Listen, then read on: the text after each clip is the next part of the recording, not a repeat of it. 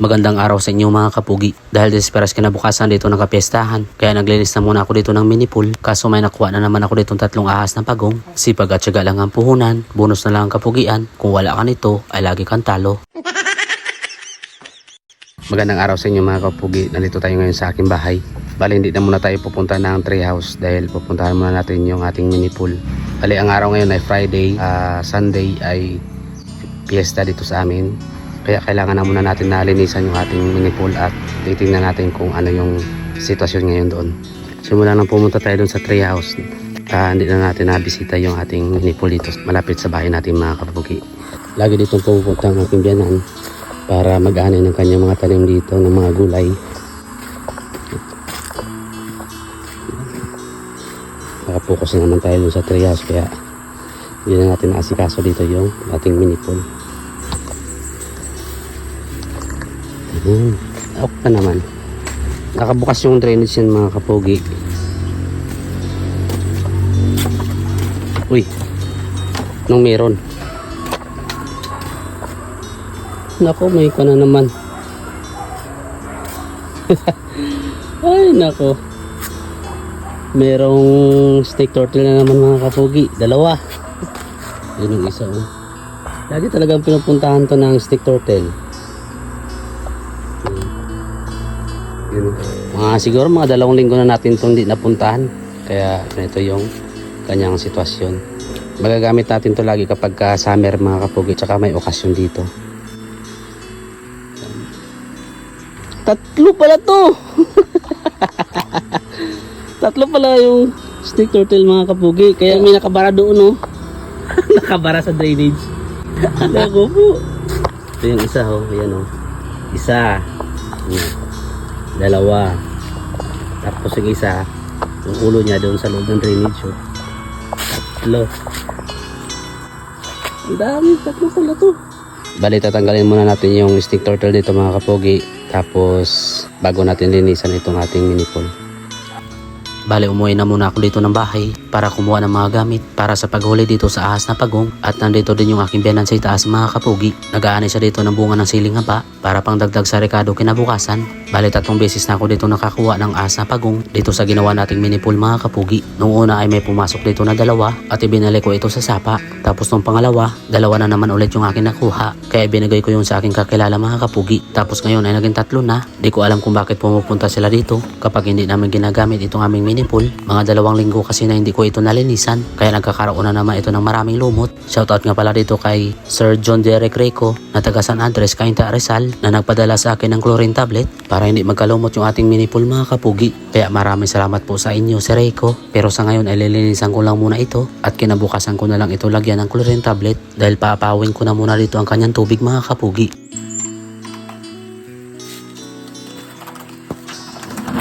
Dito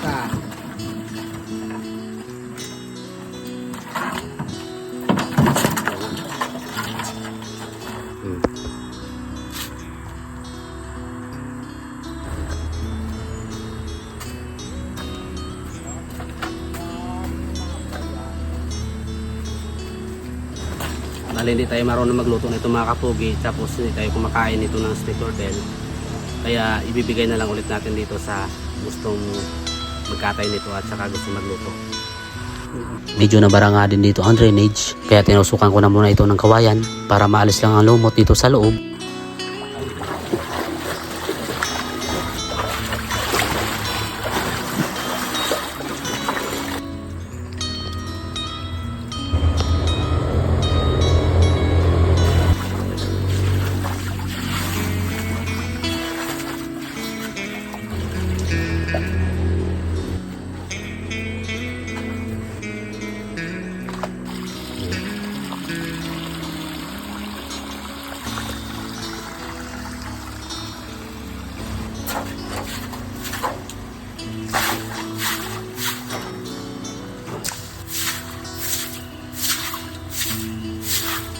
Kung napapansin nyo ay hindi nauubusan dito ng tubig kahit na nilagyan ko na ito ng water pump mga kapugi. Malakas kasi ang umagos na bukal dito sa loob ng ating mini pool. Kaya ang ginagawa ko dito ay inalis na lang yung mga lumot bago budburan ng powder na sabon para maalis din yung langsa na mula sa mga nakapasok na isda at doon sa nakuha nating ahas na pagong.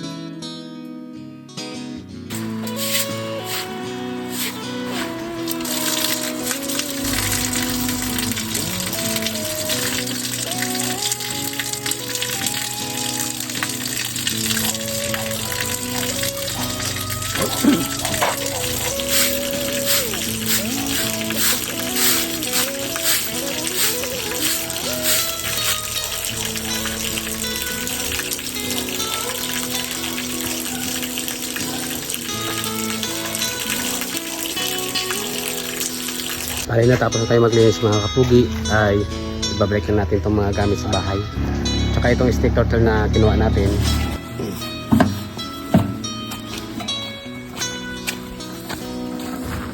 Tumutan yan boy mamaya. Ha? Tumutan yan boy. Kung nangaram mong katay. Ito na mga ragala magkakain. Ha? Oh, saan na magkatay ito?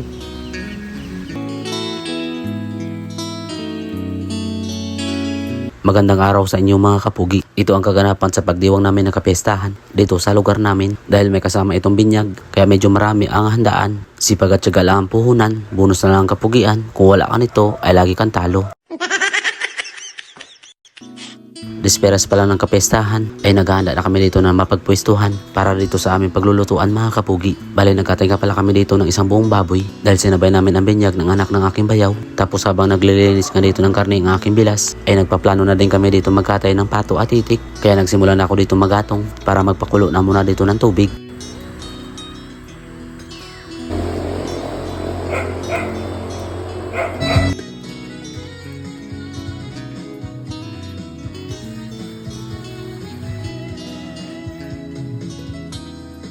Dito ay naglagay na ng pagkain ng aking biyanan para magsipuntahan at magtipon-tipon itong mga alaga niyang pato at itik. Bale 4 na lalaki at yung mga matatanda na yung aming hinuli dito mga kapugi. Di ko nga lahat ito nakuhanan ng kamera dahil sa nakapokus kami sa paghuli at sa paghabol ng mga ito. Yung iba kasi nahuhulihin ay mabilis makaramdam. Yung tipong lalapit ka pa lang ay kagad na itong tatakbo na malayo.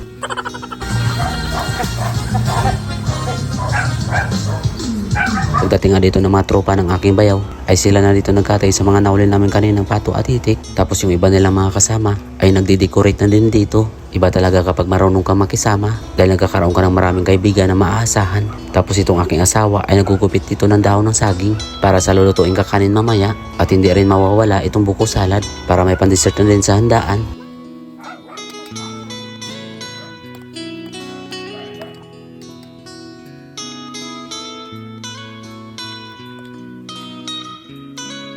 Nagluto din kami dito ng giniling na malagkit na bigas na kung tawagin namin dito ay suman mga kapugi.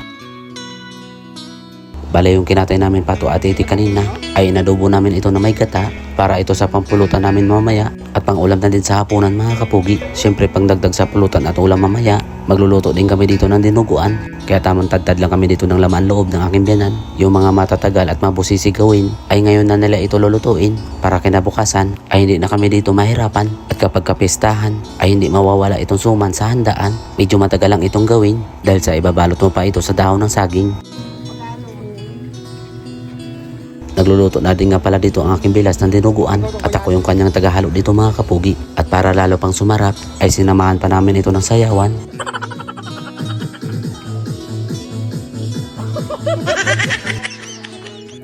Pasado alas 5 na ito ng hapon, mga katrabaho ito ng aking bilas at solid followers na din natin ito mga kapugi. Kaya napasabak tayo dito sa inuman, kaya kinabukasan ay hindi ko na naabutan yung pagluto nila dito ng 3 putahe na ilalagay doon sa lamisa mamaya.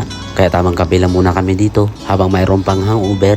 Tapos na din nga sila dito mag-decorate sa ginawa namin dito ng tulda. At ang ganda ng kanilang ginawang dekorasyon mga kapugi. Sa oras na ito ay nandun pa sa simbahan ng aking bayaw habang binibidyagan pa ang kanyang anak. At yung mga senyor dito ay nakapwesto na doon sa dulo habang tumatagay na dito ng 4 kanto. Habang kami dito na naiwan ay nilalatag na ang mga pagkain sa lamisa at unti-unti na din dito nagsidatigan ang mga bisita. Ganito lang kasimple ang kapistahan dito sa probinsya mga kapugi. Ano? Kaya na nagkala ka mo? Ha? Nito lang lang sana.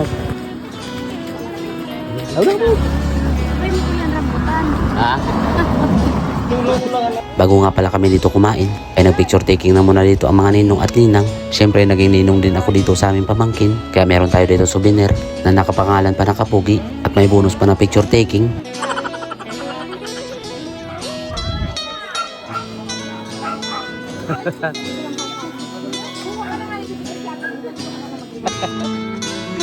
Pagkatapos namin ditong kumain, ay kanya-kanya na ditong pwesto para mag-inuman. Nagkataon pa na brownout dito sa amin mga kapugi. Pero kahit ganun pa man, ay natapos namin itong kapestahan na masaya at walang kaguluhan. May nagka-interest nga dito sa nahuli nating ahas na pagong. Muntik pa nga dito nakagat. Dahil sa kami dito ay may mga amats na. Di ko na ito pwede ibalik sa sapa mga kapugi. Dahil sa kumakain ito ng mga isda at para hindi din masayang, ay bibigay ko na lang ito sa kanila.